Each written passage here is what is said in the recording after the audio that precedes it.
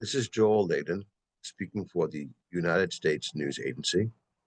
Today we have the honor and the pleasure of speaking with one of the Arab world's most respected writers and authors. His name is Yusuf Tyebkhan, and he is presently residing in Cairo, Egypt. Yusuf, how are you? I'm fine, thank you. Thank you for being with us today. Very happy to be here. Can you tell us something about your background? My name is Yusuf Tyebkhan, and I'm a writer and author who is at present living in Cairo for over 30 years now. I was born in the city of Surat in the state of Gujarat in India, where I lived till 1949, when my father moved me and all my family to Hong Kong, where I lived until 1993. In the interim, I came to the United States and studied at the University of Connecticut near Hartford. At first, I studied engineering, but later switched to business administration, anthropology, and children's literature. I have been writing poetry since the October 1967, and up to now, I have written over 100 poems. Yusuf, now, if people wanted to invite you for a speaking engagement, how would they contact you?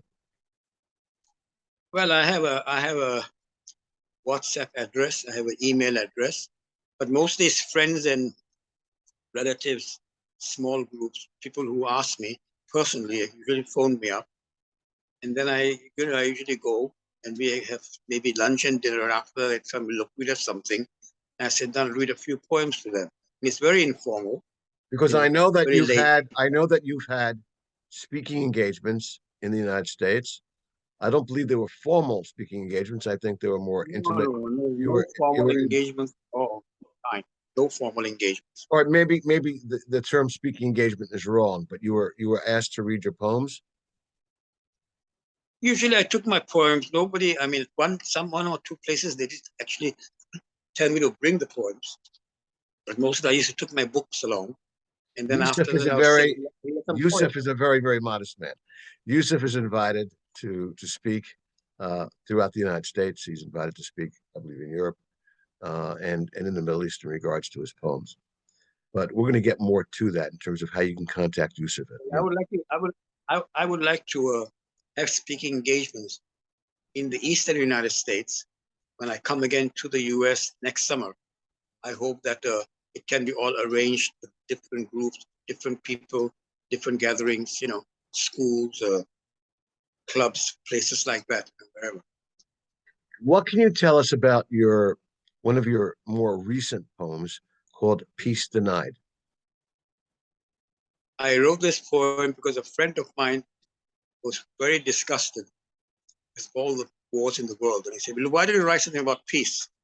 And I said, okay, I will. And that's how I wrote this poem. And it was written to promote peace and to let people know that, look, there's no need for war. There's no need for hate. There's no need for all this destruction. Instead, why don't we all work together and promote peace, have peace in the world? And that was my motivation for writing the poem. Well, one thing I am aware of is Yusuf is a Muslim. Am I correct? Yes. Okay.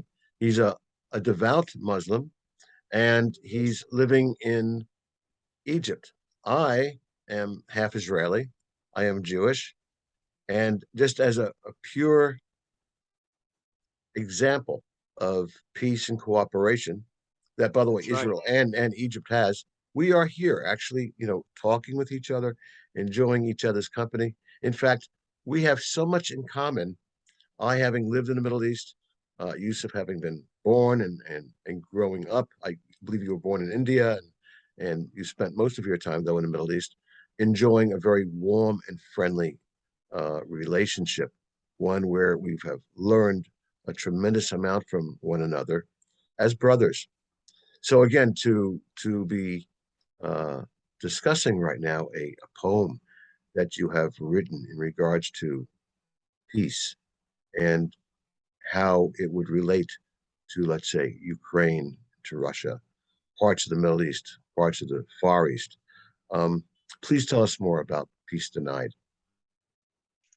Okay, I told you the motivation for writing it. And if I may, I'd like to read maybe 2 or 3 verses from this. Let me just drink a bit of water first. Okay, all right.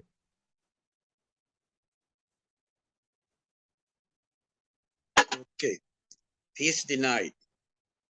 I remember a stream, a lovely vision, And Yusuf, meanders to the if you can move your camera down a little bit, that would be great. slip down. Okay. Okay, I remember a stream, a lovely vision, meanders to the sea. I remember trees sturdy and tall, majestic in all their glory, and birds full of life as they soar high up in the sky, creatures both great and small. Now all they do is cry. Now cometh the dark Lord of war in his grotesque armor of steel. Now cometh he again, brandishing weapons. How hopeless we feel.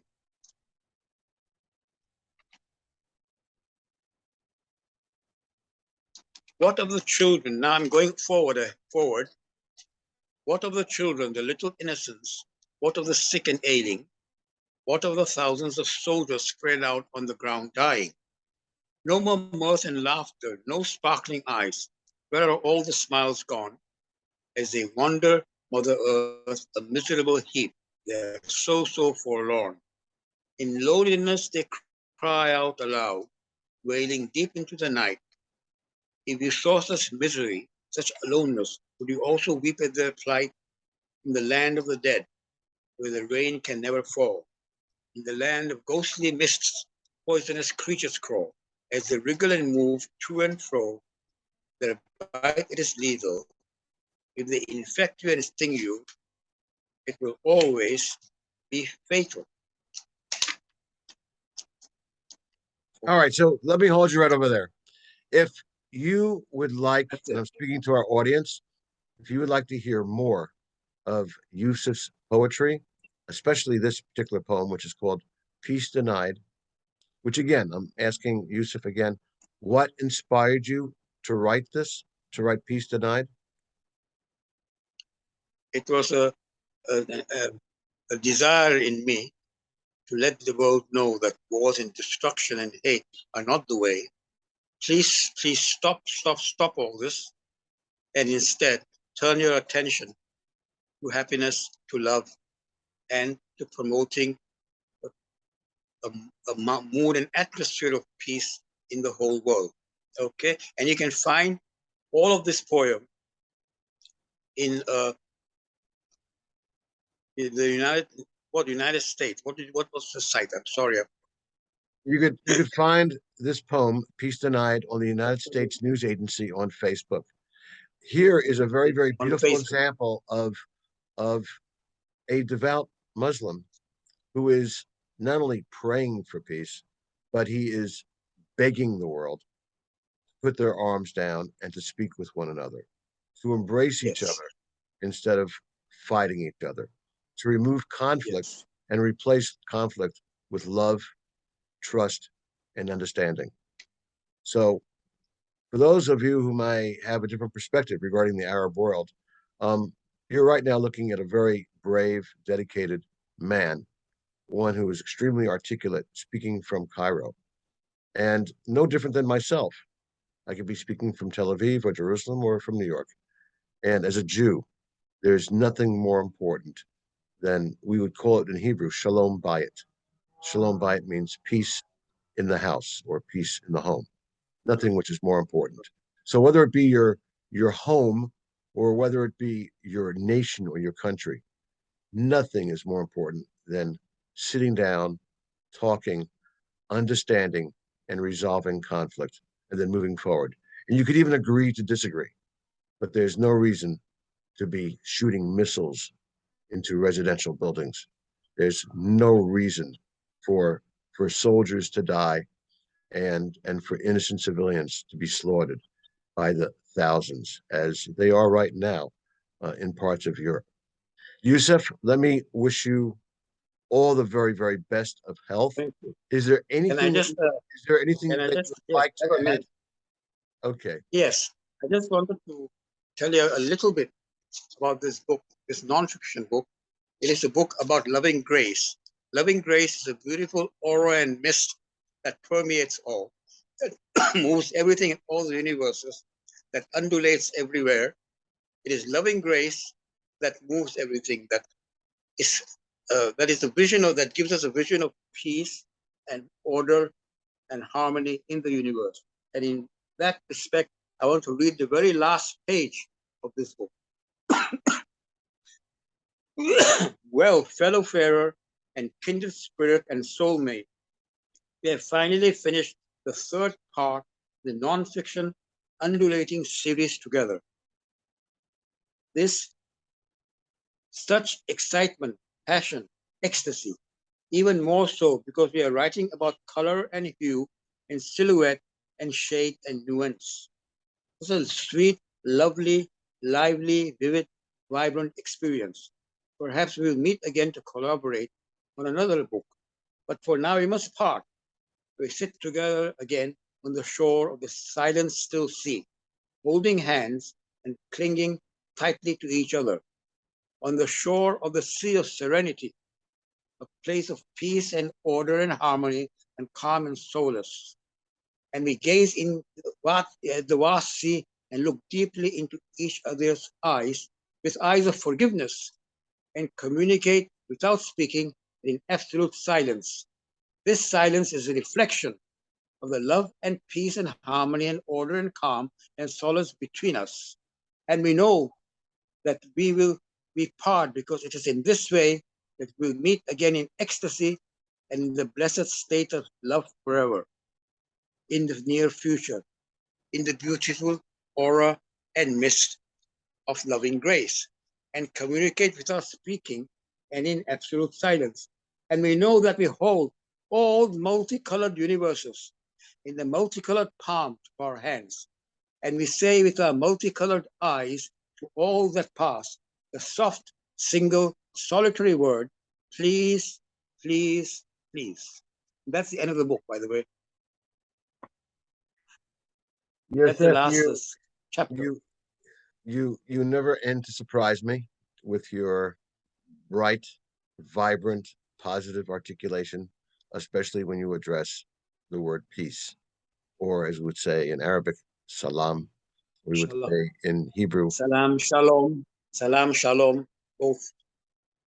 So again, I thank you so, so very much, my good friend, for taking the hours, the time, the effort to articulate your thoughts about peace in terms of how you see it, how other people see it, and how important it is in today's world that we sit down, we talk, we share coffee or tea, and we embrace trust and understanding and respect for one another.